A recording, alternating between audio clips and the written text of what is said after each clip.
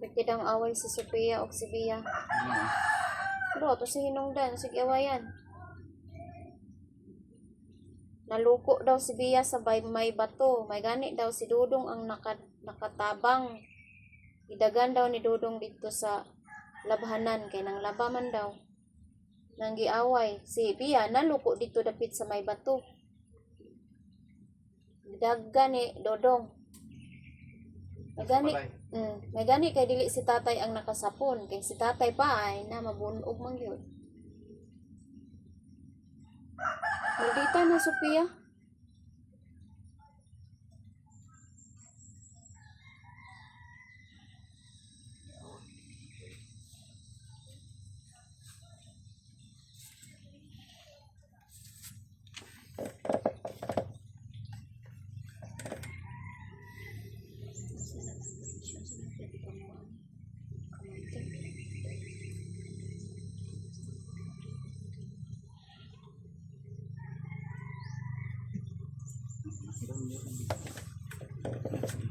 Di ka palo mag-adjust sa ihang manghod.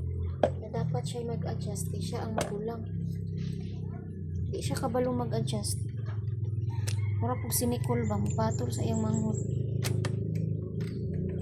Mga dagko guna sila. Duha manggibigil na, magnilayugay mangguna. Kasi murag lupigon man ni siyang manghod kay murag ganun man ha. Sikli ha.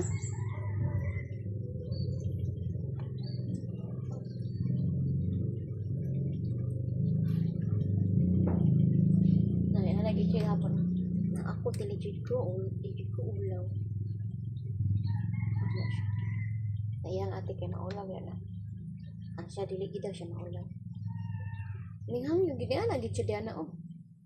Ano bao-bao ang mga gamitin din.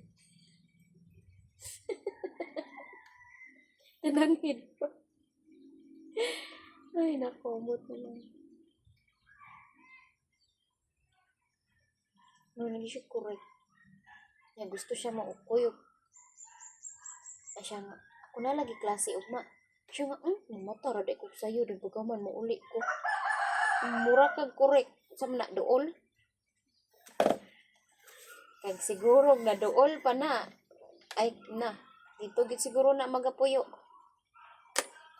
Mauli ra na diredik siguro kaon.